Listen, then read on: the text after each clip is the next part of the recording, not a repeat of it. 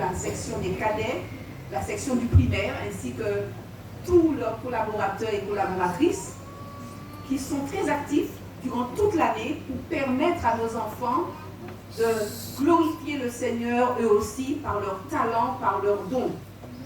Et je remercie également les parents parce que vous êtes disponibles et quand il y a une répétition, il faut venir, il faut se déplacer toutes les fois qu'on vous le demande et merci au nom du Seigneur Jésus. Je voudrais également vous présenter mon adjointe puisqu'elle est avec moi depuis le début de l'année. Nous avons une mandature de 2 ans. La première année, j'ai fonctionné seule, mais depuis le mois de mars-avril, Martine Burat m'accompagne et c'est mon adjointe. Voilà. En tout cas, je la remercie de sa présence. Et pour continuer, je vous dirais que le message que nous allons entendre ce matin, bien que ce soit la journée de l'enfance et de l'adolescence, est un moment qui est consacré, du moins qui s'adresse particulièrement à vous parents, à vous adultes. Et que vous ayez des enfants, que vous n'en ayez pas, que vos enfants soient grands, ce message s'adresse à vous les adultes. Cependant, nos enfants, j'espère, y trouveront leur compte. Et le titre de notre sujet, nous irons avec eux. Et c'est la responsable du ministère auprès des enfants et des adolescents de la division interaméricaine, Dinora Rivera, qui en est l'auteur. Alors je vous dirais aujourd'hui que les valeurs de notre société ont évolué. J'ai même envie de dire que les valeurs de notre société ont basculé. Je ne sais pas si vous êtes d'accord avec moi. Depuis le mois de mai 2013, il s'est passé quelque chose d'époustouflant, d'extraordinaire. Est-ce que vous savez de quoi il s'agit? Quelqu'un l'a dit? Le mariage des personnes du même sexe. Il n'y a pas longtemps, en septembre 2019, la PMA, que l'on appelle la procréation médicalement assistée, qui existe depuis pas mal de temps et qui est utilisée par les couples hétérosexuels, est maintenant autorisée à qui? Aux femmes, aux couples de femmes homosexuelles et aux femmes célibataires. Actuellement, la loi est en discussion et certains articles, justement, posent question quant à des personnes transgenres. Et pour cause, cela fait des années que la télévision nous prépare à ce monde-là. D'ailleurs, Agnès Buzyn, le ministre de la Santé et de l'Action sociale, a dit une chose.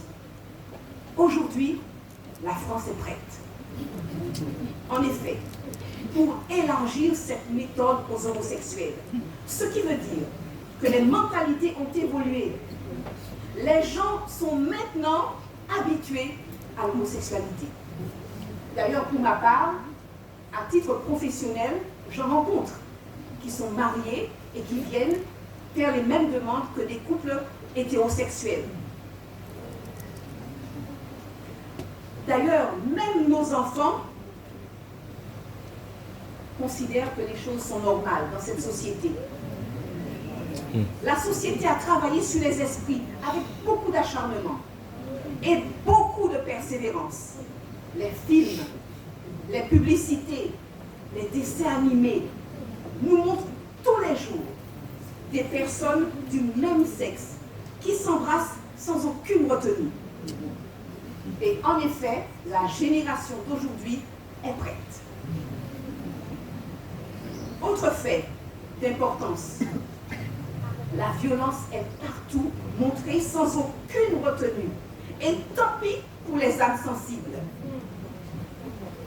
Un accident violent mortel est aujourd'hui filmé et envoyé sur les réseaux sociaux avant même que les secours ne soient avertis. Et quand je dis les réseaux sociaux, je veux mettre surtout l'accent sur les portables de nos jeunes, mais aussi de nos enfants, à l'esprit vulnérable. Pire, des personnes ont appris le décès d'un proche en regardant par hasard une vidéo envoyée sur les réseaux sociaux. Si vous voulez savoir comment faire un cambriolage, un braquage, des invocations sataniques, participer à des jeux maléfiques, démonter une serrure ou voler une voiture, apprendre à scier le canon d'un fusil, fabriquer une bombe ou organiser une culture de marijuana souterraine, à domicile donc, il semble que le net soit le centre de formation idéal. Et les portes du net sont toutes grandes ouvertes. Hier, nos parents s'inquiétaient de l'impact de la télévision sur nos jeunes cerveaux, n'est-ce pas? Aujourd'hui, on n'en est plus là. Car la télévision a été détrônée par les réseaux sociaux, par Internet, ou encore par la réalité virtuelle, autrement appelée le monde virtuel, le monde en 3D. Un monde dans lequel notre cerveau est plongé grâce à des casques que l'on chausse comme des lunettes et qui nous plongent dans un univers artificiel fabriqué par des logiciels. Autre fait, cela fait une dizaine d'années que l'école impose l'utilisation de l'ordinateur et d'Internet. Je me trompe, frères et sœurs? Si vous n'avez pas d'ordinateur chez vous, vous êtes embarrassé avec votre enfant. Tous ceux qui tentent encore de vivre sans ces outils se sentent de plus en plus hors de leur époque et pris au piège. Les banques, les administrations, nos employeurs, les services de l'État comme le service des impôts par exemple, nous imposent ces outils qu'ils ont rendus indispensables, incontournables. Pourtant, malgré ce bond que nous avons fait dans l'ultra-moderne, puisque c'est censé nous faire quoi? Faciliter notre vie, n'est-ce pas? Au quotidien, la douleur, la peine et la peur accablent les cœurs aujourd'hui. Alors, que fait l'Église face à cela? Doit-elle rester spectatrice devant cette décadence universelle et attendre avec fatalisme? La Bible avait dit ça. Les choses vont se faire ainsi. Qu'est-ce que tu veux? On n'y peut rien. Au contraire, l'Église que nous représentons a reçu pour appel de multiplier les bénédictions, d'être un canal d'espérance et de douceur. Dieu attend de nous des attitudes de leader, ayant la connaissance et la sagesse pour faire du bien à tous, et en particulier aux enfants qui grandissent dans l'Église, au pied de l'Éternel. C'est d'ailleurs ce que dit le texte de Galates 6 au verset 10. Ainsi donc, pendant que nous en avons l'occasion, pratiquons le bien envers tous, et surtout envers les frères en la foi. La société aujourd'hui nous démontre qu'elle cherche délibérément à détruire nos enfants. Ils sont devenus la cible à détruire de la même façon qu'en Égypte, à l'époque du peuple hébreu, dont le pharaon a voulu exterminer les enfants mâles. Souvenez-vous, il avait exigé que les sages-femmes tuent tous les enfants de sexe masculin parce qu'il craignait que les Israélites soient trop nombreux et plus forts que les Égyptiens. Mais les sages-femmes, qu'ont-elles fait? Elles ont refusé. Elles ont refusé de participer à ce génocide. La Bible dit que parce que les sages-femmes craignaient Dieu, il les fit prospérer. Amen. Amen. Jochebed, une mère de famille, a pris des risques énormes pour sauver la vie de son petit garçon. En effet, elle a confectionné un panier en osier pour permettre à son petit Moïse de dormir à coin fermé. Elle a rendu le minuscule habitacle que constituait ce panier confortable, imperméable, étanche. Puis elle a déposé son bébé comme un trésor et l'a posé sur l'eau. Bien qu'elle ait donné à sa fille Myriam la mission de veiller sur le précieux chargement, cette mère a mis toute sa confiance en Dieu. Amen. Nos enfants sont en danger dans cette société aujourd'hui. Et nous ne pouvons pas les laisser sans protection. Avec la même énergie que Jochebed, nous autres parents devons déployer toutes nos ressources pour le salut de nos enfants. De la même manière qu'elle a confectionné un panier sécurisé pour protéger son enfant sur les eaux du fleuve, nous devons créer dans nos foyers, mais aussi dans notre Église, des espaces pour permettre à nos enfants de grandir avec les repères divins et saints que la Bible préconise. Combien de parents ont pris le temps de dire à leurs enfants qu'ils sont spéciaux? Combien parmi nous ont déjà expliqué à leurs enfants en quoi constitue leur but dans la vie? Lorsque Dieu lui a demandé où était son frère, Caïn a pensé qu'il n'avait aucune responsabilité envers Abel. Sa réponse, suis-je le gardien de mon frère, montre qu'il ne connaissait pas son but, qu'il ne connaissait pas sa responsabilité. Il ne doit pas en être ainsi de nous. Nous devons d'abord connaître les raisons de notre propre existence sur terre, car chacun de nous a été appelé à accompagner les autres. Les relations que nous tissons avec toutes les personnes qui nous entourent doivent nous aider à accomplir cette mission. Lorsque Myriam, la sœur du petit Moïse, vit que celui-ci avait été pris par la femme égyptienne, elle s'est empressée de se mettre à sa disposition pour être sûre que son petit frère recevrait la bonne éducation. Depuis de nombreuses années, l'Église de Chauvel donne aux enfants une place importante dans la plupart de ses activités. Et je tire mon chapeau à nos responsables locaux qui successivement ont compris la nécessité de faire ainsi. Au plus haut de l'organisation mondiale, les adventistes du 7e jour, nos dirigeants font aujourd'hui la promotion des soins et de l'attention que nous devons porter à nos enfants. Que Dieu en soit loué. Voulons-nous voir notre Église prospérer? Alors soyons des leaders qui sauvent les enfants, parce qu'ils sont conduits par Dieu.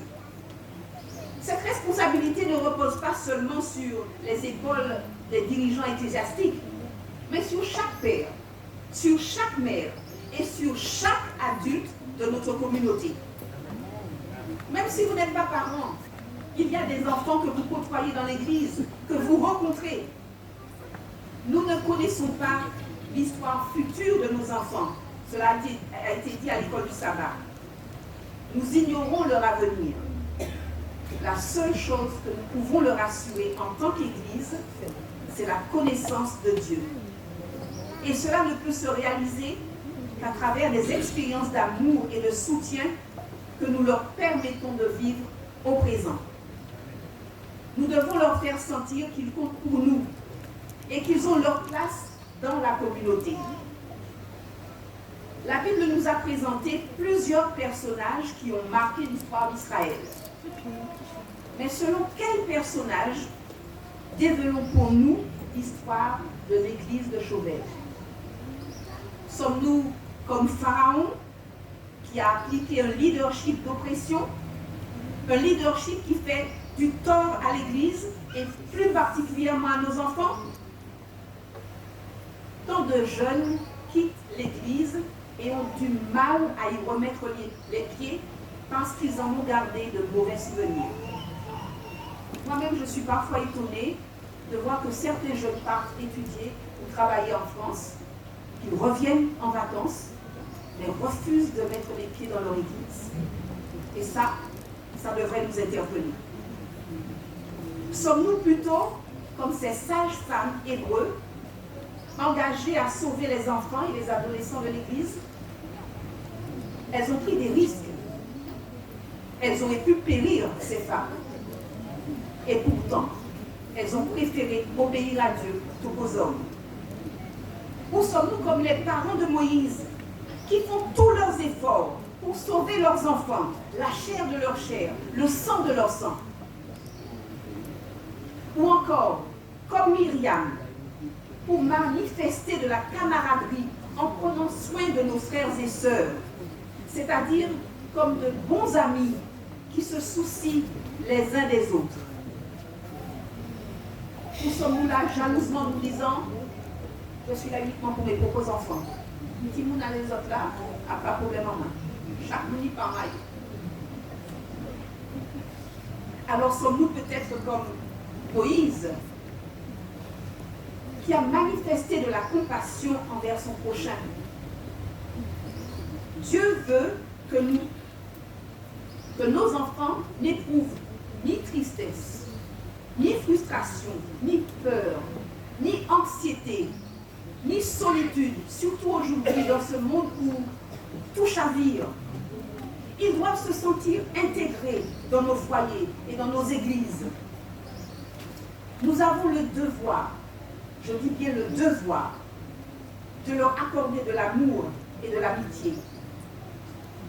Il y a parfois des jeunes qui vivent des choses très difficiles chez leurs parents et qui ont besoin de trouver auprès des membres de leur communauté de l'affection, de la sympathie et du soutien, une parole d'encouragement, un mot pour les valoriser, une aide scolaire ou une simple courtoisie.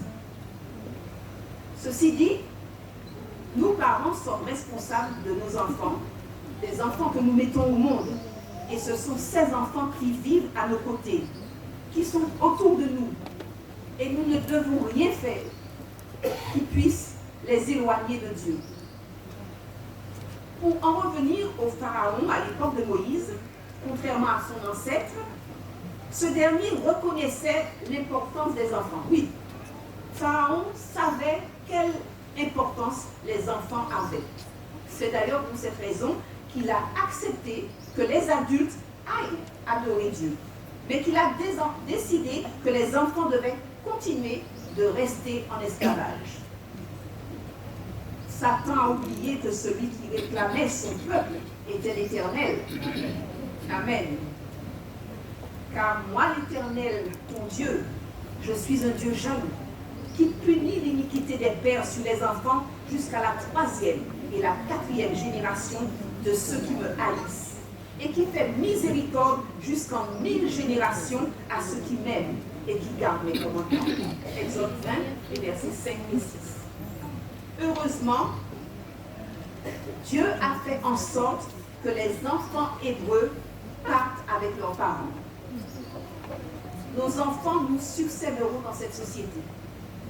Et cette société sera faite de ce qu'ils produiront, à partir de ce qu'ils auront vécu, du caractère qu'ils auront développé, des connaissances, de l'éducation qu'ils auront reçue. Et ça, c'est notre responsabilité. L'ennemi de nos âmes est aussi celui de l'âme de nos enfants.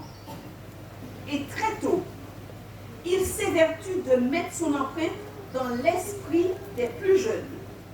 Aujourd'hui, plus que jamais, il s'acharne à briser, détruire, déstabiliser les enfants, car à travers eux, il cherche à construire une société qui sera complètement à sa merci.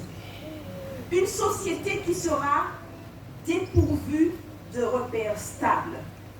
Quand un père n'est plus un père, quand une mère n'est plus une mère, quand on ne peut plus dire homme-femme, les bases sont déstabilisées.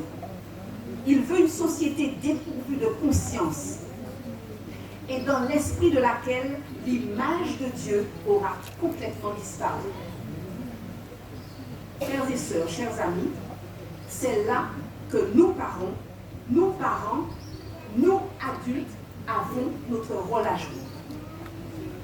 Nous devons, avec l'aide de Dieu, nous efforcer de déjouer ce plan machiavélique.